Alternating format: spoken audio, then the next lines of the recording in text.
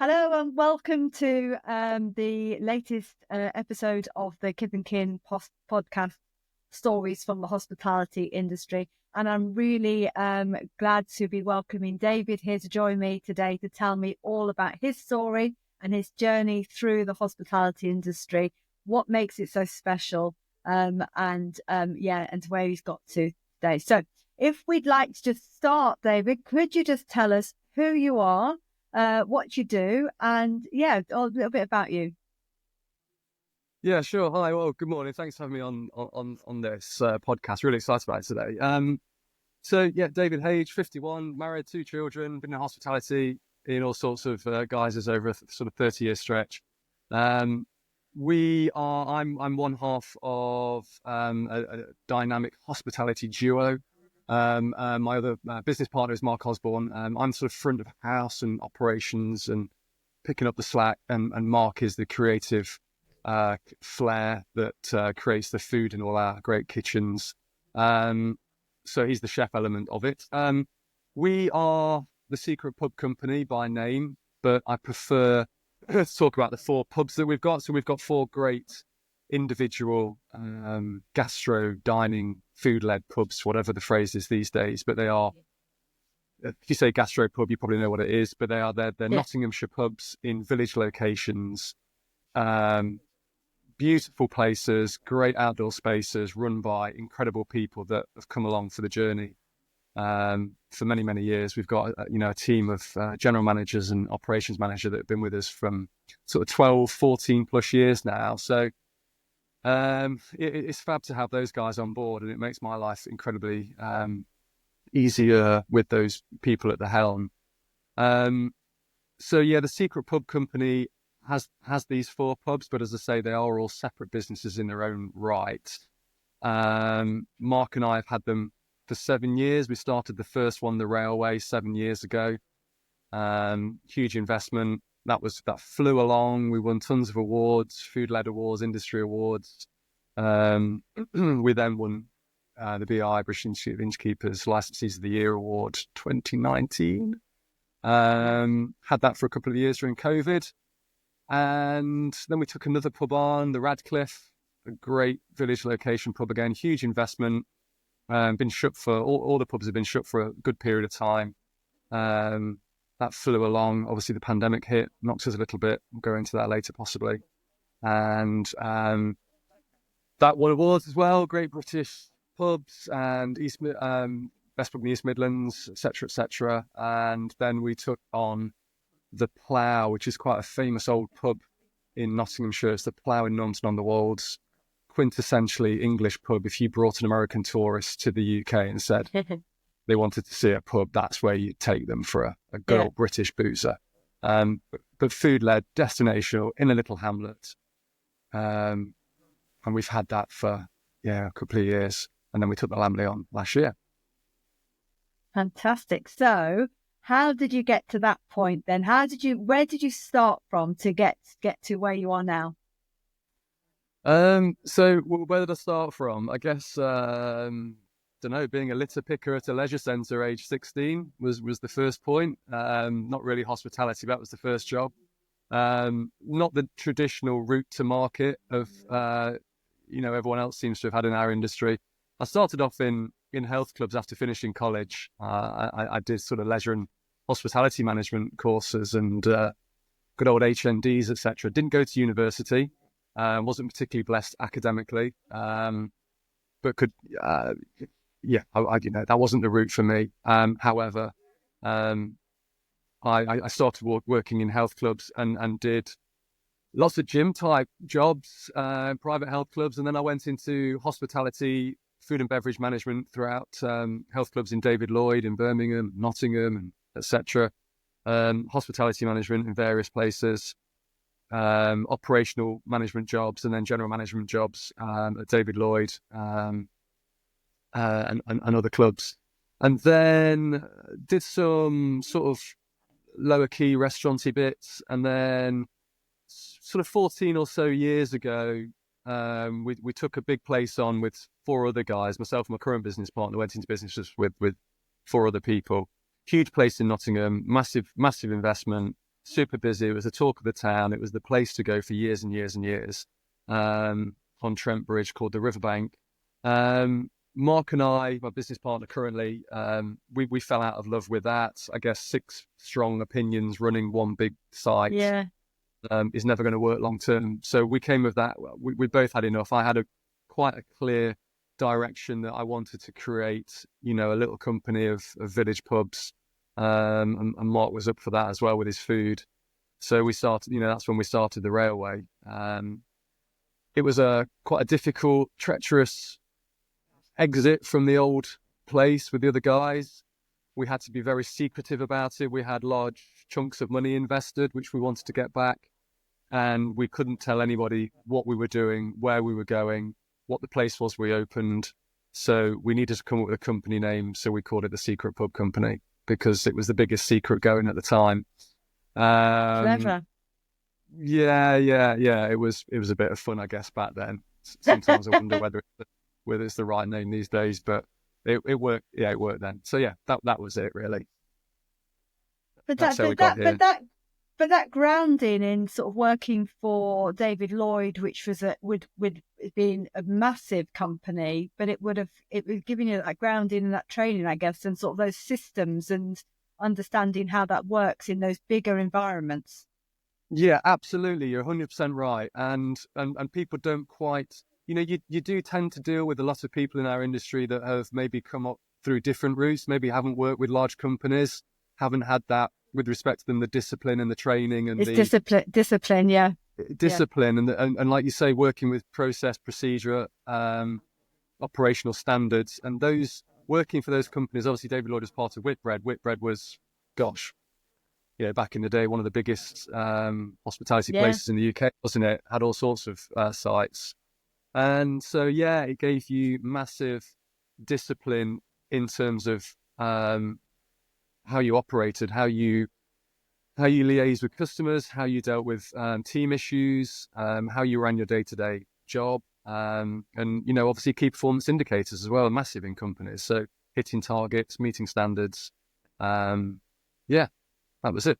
There was a chunk of my life that I worked in Nando's as well in Nottingham, which always gets that reaction. Thank you. And I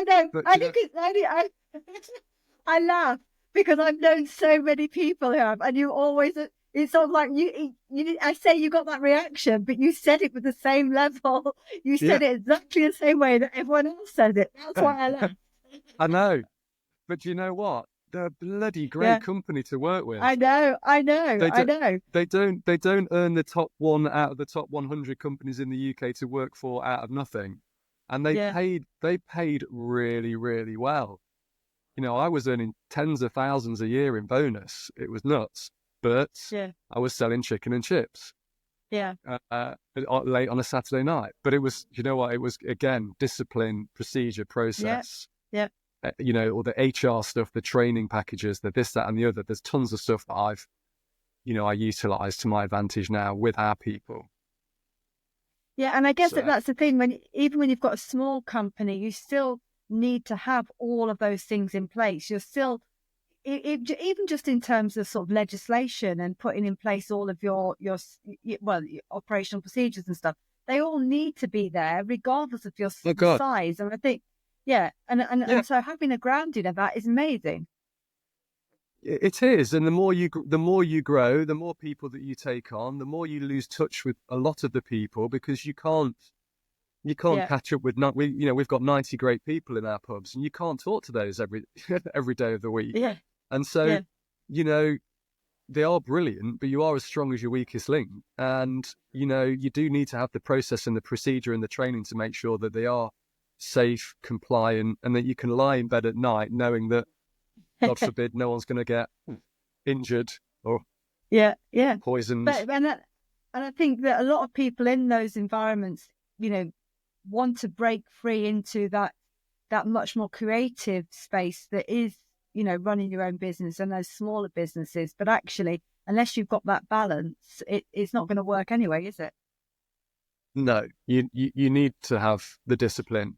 I think you need to know how to structure your business through the the financial elements, the operational elements, and the HR elements, because you haven't got those departments.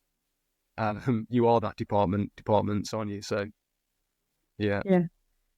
Brilliant. So you went into a pub. So 4 of you that all went into the one business together. I mean, how had you all met? How did you all know each other? The one that we did, sort of 2010 to 16, the Riverbank. Just tenuous connections, really. Someone knew someone that wanted to invest. That they heard about Mark and I. Mark and I had never met before. He couldn't figure out why I was coming into the business, having just left Nando's. I couldn't figure out why he was coming into it, having just left a fine dining restaurant in Nottingham.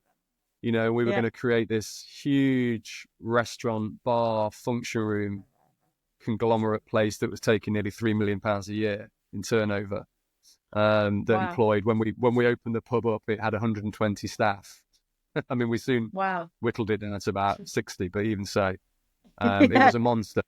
It was a monster. It would take £140,000 a week in the summer, and then drop down to £40,000 a week in the autumn. Or sorry, in the autumn.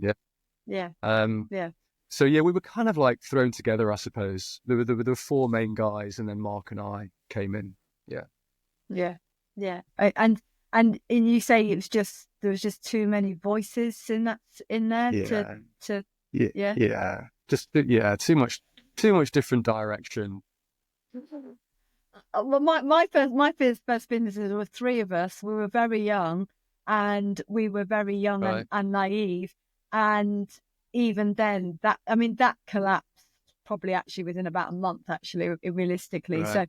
So to have kept it for as long as you did, I'm impressed. I think 6 years. Sometimes, when you're financially committed as well, it's more difficult, isn't it? And you want to keep making it work, and you can keep seeing the green shoots coming through, and you want to stick with it. But then there was just one moment, sometimes you get a moment in clarity when you look at something, you sort of hover over it and look at it and think, actually, no, this just isn't right.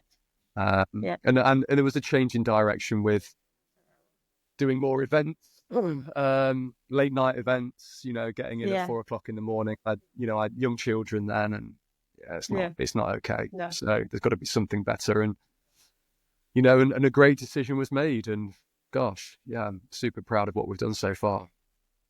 So when you and Mark were both looking for that first pub, what were you looking for? What was your big dream? What was it you were trying to create? Do you know what? There's a pub where I am in the village where I live, and I always, I'd go there, and I just loved it. And I always used to say to my wife, I love a place like this. It just had everything. And, we spoke about the pub earlier on. And I just thought that if I could have one of these, as a, collecting pubs like a magpie, if I could have one of these, this would be a dream. Yeah. I couldn't see myself doing it. It just seemed like a stretch too far. But then we got into bed with Heineken, Star Pubs and Bars. Yes, they get a lot of bad press, but if you set your business model right and you allow for all the rents and the discounts and the beer prices, etc., 7 years ago, you could make a few quid out of a pub. And their business model was such that they would invest £400,000 into an old, dilapidated, rundown, closed pub, and we just needed, what was it, 25 grand on a small business loan? We'd probably spent a bit more than that. But all of a sudden, you've got your own business, doing your own menu, doing your own events, with your own branding, your own team direction. You are your own business leader. And it was great. And we absolutely flew. It was an old pub, didn't have a lot of love. And when we opened it, we had people coming in that live around the corner saying they hadn't been in it for 14 years. And the sales went through the roof. It was straight away the following year, we won Best Pub in Nottingham, Best Gastro Pub, Best Sunday Lunch. Year after that, we won Best Pub in the East Midlands at the National Pub and Bar Awards. And that was that.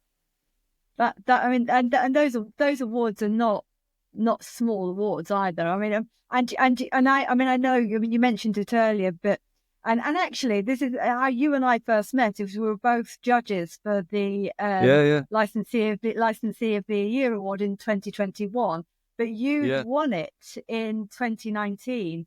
And I know that you and I were both on the same panel. And that is an exhausting day for the judges, and we don't have to do very much except for listen to other people's stories. So as the finalist there on that day, it's so grueling that day.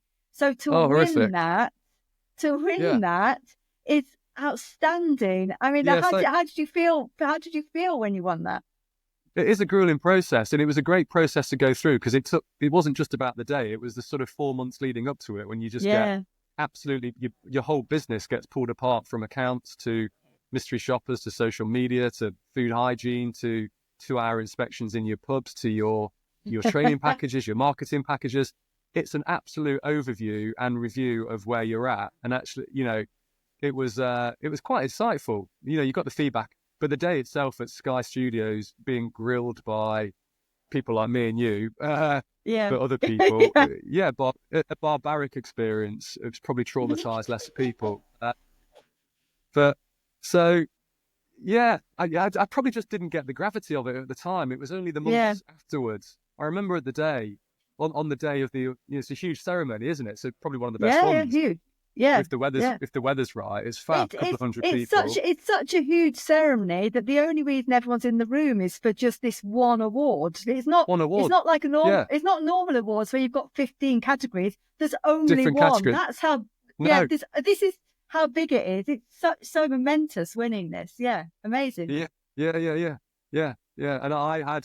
And we weren't winning that. The night before, Mark and I had already identified who was winning it. It was this lady from the Lake District that had this hotel that was absolutely mustard, and she was quite confident with all her financials and everything. And all I could think about was catching I think the event finished about 3, something like that, in London, and I had a 3:30 train to get back because I was on the kids were at after school club. My wife was in hospital having an operation. I thought, I just need to get home. And then, so I was almost 1 foot off the stage, ready to jump off and leg it to the tube. And then they said, David Hage, Mark Osborne, licensees of the year.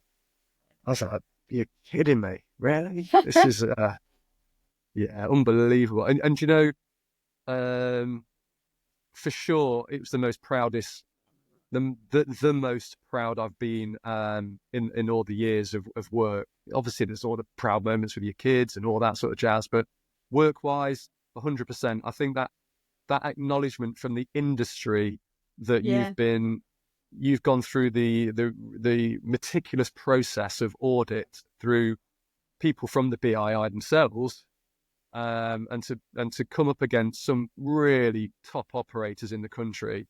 And actually, you've been judged to be the best ones. That was the award to win. So chuffed to bits, absolutely chuffed to bits, over the moon. And we got an absolute ton of marketing and publicity from it. And then obviously during COVID, we were the ambassadors, so we did a ton of work for the BII, trying to support operators that were in all sorts of dire straits. Yeah. And so actually, so by the time COVID hit, how many venues did you have? Still just the one, or had you already expanded by then? Yeah, when we won, we had one, just about to take on the second. We had the Railway just about to take on the Radcliffe.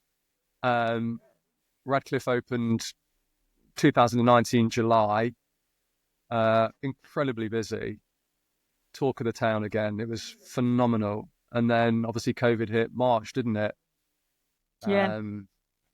We had 40 team members across 2 pubs, and we had to lose 20 of them in the first sort of 6 weeks just to try and keep the place going.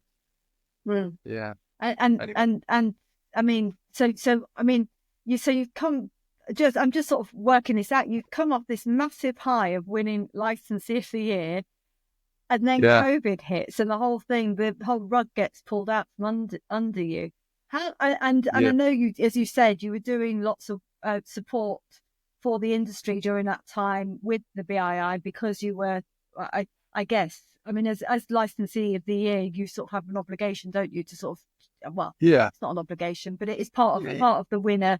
It is to be supporting the industry further. But I mean, aside from that, just in terms of managing your own business, I mean, how did you and Mark make decisions in that period, and how did you manage it? How did we manage it? I don't know if we did. We got through, and we're here now, and there was a start, middle, and an end, I think. You know, gosh, it was horrific for everybody in our industry, wasn't it? And I tried to do as much with the press every time they came to us from the BII, whether it was, national, local, or in the middle, to try and big up our industry and the support it needed through the government funding, and breaks, as much as I could do. But in the background, we were dealing with two crumbling, failing businesses that had run out of money, had no income coming in, costs were creeping up with rent and utilities, yada, yada, yada, all that jazz. And on the back of that also, we had suppliers that we owed money to, and quite rightly we owed money to, and we couldn't afford to pay them. And we got ourselves in a pickle, like a lot of people. And if we go into sort of the darkest days of hospitality for me, I think, dark days now seem to be the norm in our industry. The dark days, and I was thinking about this morning when I was prepping for this, it's like the dark days that we used to think were dark days 5 years ago, they weren't dark days. They were just mildly grey. And they were like, your dark day was, oh gosh, I was a little bit short-staffed tonight, or, the entertainment wasn't as good as I wanted it to be. You take that home. The dark days now are, have we got enough money next week, next month, this year to keep going, and that's been since the end of the second pandemic. Well, no, not the end of the second pandemic, really. It's really been the last 2 to 3 years with all the boring utilities and government legislation and tax that I don't want to wax lyrical about. No, I know, but I think it's quite an interesting point to make, isn't it? Because I think during COVID, it was horrible for everyone, but everyone knew it was horrible, and the public understood it was horrible. The government understood it was horrible. Your staff understood it was horrible. And then afterwards, it was like, yeah, we've opened. It's all okay now. And yet, actually, you've carried all this debt. You've carried all that difficulty. You've got to recover from that. And that would be fine. Well, it wouldn't be fine. That would be hard, except for the fact that since then, there's just been a series of more. And I always used to say and joke that the hospitality industry is always in crisis. But by that, I was talking about crises like, the smoking ban that we had to adapt to and things like that. And the crises would come along and we would solve it. But at the minute, it's like it's just so much, isn't it? It's just, and it's coming from every direction, and it's just, and I think so. I think it's quite a valid point to make that even though we are now, it's almost nearly 5 years since the first lockdown, and yet, I don't know how. I mean, I'm not speaking for the rest of the economy, but certainly for hospitality, it's not. We're not back to normal, and that, by normal, I don't mean that people are behaving normally, because they're not ever going to behave the same they used to. But just in terms of just having steady ground, we haven't got steady ground yet, have we? No, absolutely not. No, the rule book's been written up and chucked away, and it's very dog eat dog, isn't it? Yes, during COVID, as you say, it was like you said, everyone felt sorry for you. Everyone wanted the pub open. Everyone wanted to see the go down the pub and have a pint, and everyone knew the pubs were skint, but they also knew that the grants were coming in, and so there was that collective feeling of love for pubs. We want pubs to open. Here's the support. And then in the background, as operators, we had no income coming in, unless you had successful takeaways and some grants, but your costs were creeping up because you had to start paying. Basically, for us, the grants that were coming in were feeding the national insurance and tax contributions that we had to pay. So the costs were low, the income was low, but the costs were low, so it wasn't too bad. But now, like you say, the costs are horrific, and every year, for us last year was £80,000 of increased costs through minimum wage, etc., and utilities and this, that, and the other. 80 grand across 4 pubs. This year, it's £100,000 on the nose. There's 100,000. There's 28 grand's worth of extra grant rates. There's 35 grand's worth of extra national insurance threshold change, and there's 36 grand of circa 36k of minimum wage. There's 100-ish grand. Where the hell, I haven't got 100,000. Mark and I haven't got 100,000. We're not walking away at the end of the year with £100,000 in our back pocket. And, you can squeeze everything out, but we all know that nothing like the volumes of people are coming to your pubs now. So, but also those numbers don't actually demonstrate really what the problem is, because even if you spread that, say you spread that £100,000 over the 52 weeks, great, it starts to sound like a smaller number. But 100 grand isn't 100 grand more of sales, because that's not gross. Exactly. Well, it's not gross. Like you say, it's not even sales. No. Yeah, it's not sales, and the only place to get it from is sales. But you're talking really big numbers that you have to increase your sales on. So this is all sounding very depressing now. I know. Making it all worse. Let's be positive. There's tons to be positive about, I think. Yeah, I know. If you dig deep. Yeah. It's how you approach it. Yeah, and I think that's the point. The industry, it's really, it's always been tough, and it is really, really tough. It was tough all the way through COVID. It's still tough now, and I think that the point is, the acknowledgement is that the consequences of 2020 haven't gone away yet, or actually post 2020 even. But as you say, there's plenty to be positive about. So come back to your amazing pubs, and the amazing award-winning pubs. And what is your hopes for the future then? Where is this headed? So, where's it headed? We're sticking with 4. A couple of years ago, you have these grandiose ideas. You go, well, this is easy, isn't it? You borrow a few quid, you open a pub, you hire 20 people, you find some superstars, turn the lights on, offer some great service, food, drink in nice, warm, lit, inviting premium pubs that are well decorated and have cozy corners and fires and all that jazz and great gardens, and people will come. And let's do another one next year. Let's do one every 2 years. Let's borrow a few more quid and generate some more income and hire some more great people. But I think now it's just got to the point now where 4 is enough. 4's plenty. We've got 90 people. We need to just focus now on making those as best as they possibly can for our customers.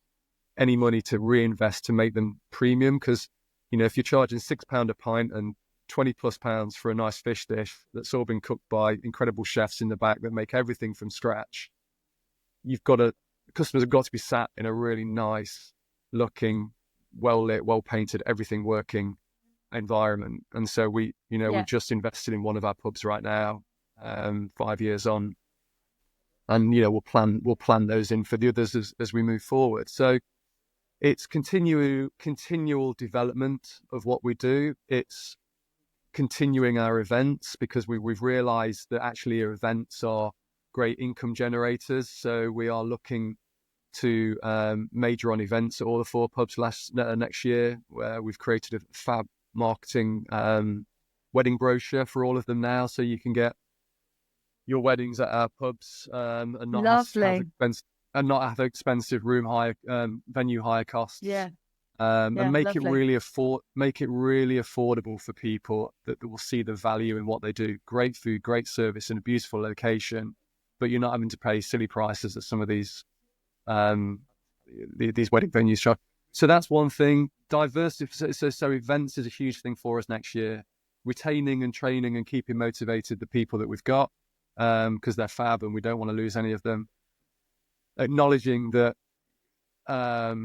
we need to find new ones as well, and then also diversifying next year. what a sort of the penny dropped the other day. We've got these four fab venues. That's not what you say. 4 fab venues. Loads of space, loads of accommodation, tons of land outside, and we're not using any of the accommodation at all. Yeah. So we're going to look at converting them. Obviously, planning permission. We need investment. We need someone who's much more clever and I have a better view with what looks good in accommodation. But we've got 3 pubs that we could quite easily convert into, B&B style accommodation, and we've got great space outside for outdoor accommodation. Shepherd's huts, that kind of vibe. Beautiful. I'm coming on holiday. So I think quite easily we could, 4 businesses, we could easily create 5, 6 or 7 new little separate satellite businesses over the next 18 months. Lovely. Just need a silent investor if anyone's listening. If anyone comes, I'll be definitely sending them your way. And when this is all open and ready, I'll be there. Great. So for now, though, how can people find you? Can you tell us how they can get hold of you if they want to get hold of you? What, the pubs or me? Well, both. Yeah, feel free to give me a call. I'm always happy for a chat about pub life and hospitality and what we can do. The pubs in Nottingham. We've got the railway at Loudham, the Radcliffe at Radcliffe-on-Trent, the Plough at Normanton on the Wolds, and the Lamley in Lamley. And it's the Secret Pub Company. If you just Google that. Fantastic. I will get that all into the show notes for you. Thank you so much, David. I could absolutely talk to you for hours about pubs and also the joy in what you're doing, because it's just so exciting to see what you and Mark are doing, creating these amazing spaces